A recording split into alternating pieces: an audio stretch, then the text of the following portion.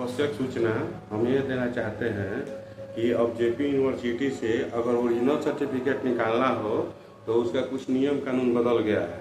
पहले जो JP university से अगर बीए या बीएससी का या एमए एमएससी का सर्टिफिकेट निकालना होता था तो वहाँ जो है ऑनलाइन रजिस्ट्रेशन 500 रुपये का चालान कटाना पड़ता था। उसमें किसी तरह का डॉक्यूमेंट अपलोड नहीं करना पड़ता था और हम लोग जो वहाँ चालान कटाते थे उसका रसीद और वहाँ जाते थे जेपी यूनिवर्सिटी में तो BA part 1 marksheet admit card, BA part 2 marksheet admit card, third part marksheet admit card एवं रजिस्ट्रेशन स्लिप का फोटो वहाँ हम लोग लगा के जमा करते थे और रिसीविंग लेते थे या नहीं भी ले सकते थे और वो लगभग एक सप्ताह बाद या 10 दिन बाद बनकर तैयार होता था। तो हम लोग जाते थे काउंटर पर और आधार कार्ड लेकर वहाँ ओरिजिनल और वहाँ हम लोग जो रिसीविंग जो ऑनलाइन चालान था उसको वहाँ हम दिखाते थे। दिखाने के बाद वो अपना चेक करके बता देते थे कि हाँ आपका बन गया है या नहीं बना है, 5 दिन बाद आइए। ये प्रोसेस था। अब हाल ही में ये प्रोसेस जो है बदल चुका है। अब जो है सिस्टम ऐसा हो गया है कि अब आपको जाना है साइबर कैफे, वहाँ ऑनलाइन जो है आपका चालान जो है रिसीव कटेगा, उसके बाद आपका जो है वहाँ डॉक्यूमेंट्स भी अपलोड होगा। ये डॉक्यूमेंट्स अपलोड होने के बाद आपको अब जेपी यूनिवर्सिटी में नहीं जाना है, वो डायरेक्ट आपको सर्टिफिकेट लेने के लिए जाना है।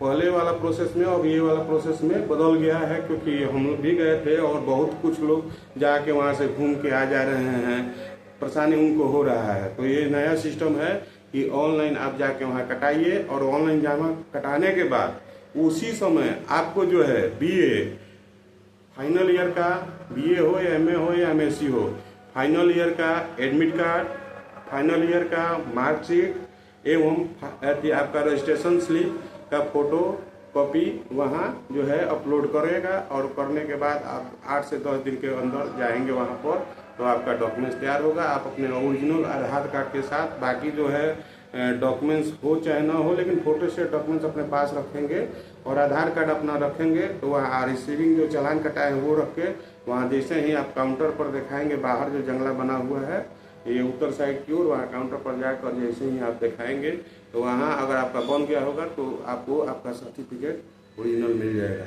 और ये सर्टिफिकेट बहुत ही ज़रूरी है, अगर पहले से आप नहीं निकालेंगे तो बाद में आपको दिक्कत हो सकता है। दूसरा नंबर, एक और बात ये कहना चाहते हैं कि जो भी आदमी अगर भविष्य में टीचर बनना चाहते हैं तो वो डीएलएड करके, डीएलएड जो होता है 2 साल का कोर्स होता है, डीएलएड करके सीटेट पेपर 1 का अगर वो परीक्षा पास करते हैं तो बीपीएससी टीचर में वो आ सकते हैं 1 to 5 के प्राथमिक टीचर के लिए।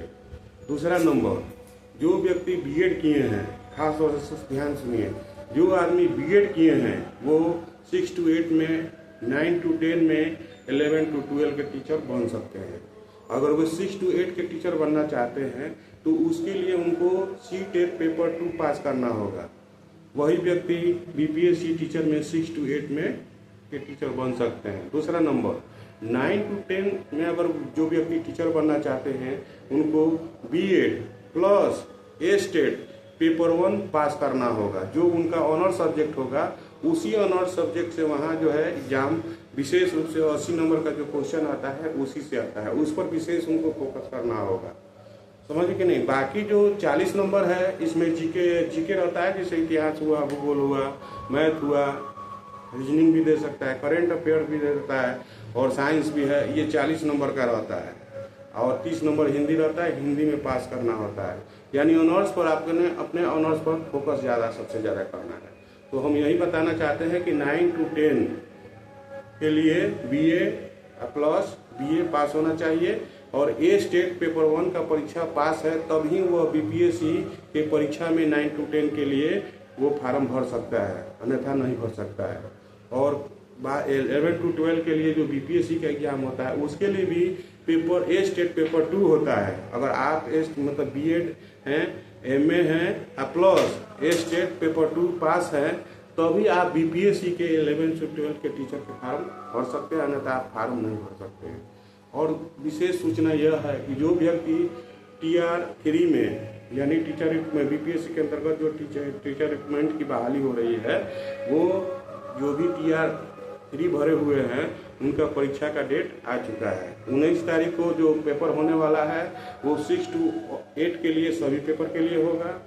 20 को जो एग्जाम होने वाला है 1 to 5 के लिए होगा, जो सभी पेपर के लिए हो गया। और 21 तारीख को जो एग्जाम होने वाला है वो 9 to 10 के लिए सभी पेपर के लिए होगा। और 11 to 12 के लिए 22 तारीख को होगा, जो सभी सब्जेक्ट के लिए होगा। तो आप अपने ऑनर्स पर विशेष ध्यान दें, उसी से आप अपना स्कोरिंग बढ़ा सकते हैं। बाकी जो है आप जो है रुक्मणी पब्लिकेशन का है, ये अभी है कि उसका रुक्मणी पब्लिकेशन का वॉल्यूम 1 वॉल्यूम 2 करके आया हुआ है, आप उसको देखिए, वो उससे क्वेश्चन ज़्यादा अच्छा तरह से लड़ता है। उसके बाद एडिटेरिया 5000 का जो सेट आया हुआ है उसको भी देखिए। अभी हाल ही में एडिटेरिया का एक सेट आया है जो विशेष रूप से मतलब सब्जेक्ट वाइज अलग अलग करके पार्ट में आया है, उसको भी आप लेकर देखिए। और ख़ास तौर से किरण पब्लिकेशन के अंतर्गत 2024 का जितना भी एग्जाम हुआ है उसका प्रीवियस पेपर का क्वेश्चन आया हुआ है सेट के रूप में, उसको विशेष रूप से देख लीजिए। और बीपीएससी पीटी को जितना भी एग्जाम हुआ है उसका टोटल जो है उसका क्वेश्चन प्रीवियस पेपर का बना लीजिए, तब जाके आप परीक्षा में लगभग कुछ स्कोर अच्छा ले पाएंगे।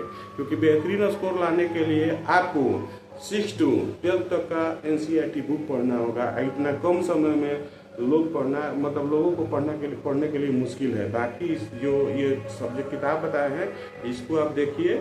स्पीडी में भी जो है जो पीछे वाला पार्ट में है भारतीय इतिहास है, इतिहास में आपका तीनों को मतलब प्राचीन, मध्यकालीन, आधुनिक, विश्व का इतिहास है।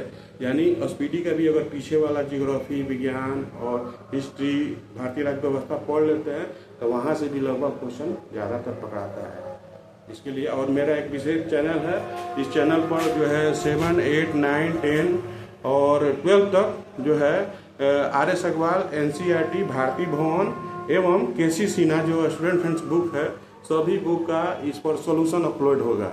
फिलहाल अभी जो है स्टार्टिंग हम लोग कर चुके हैं क्लास 12 के लिए RS अग्रवाल, इसमें A to Z हम एक्सरसाइज हल कर देंगे ताकि आपको कहीं टीचर के पास जाना ना पड़े। बस आप वीडियो देखिए, आपको सब दिमाग में समझ में।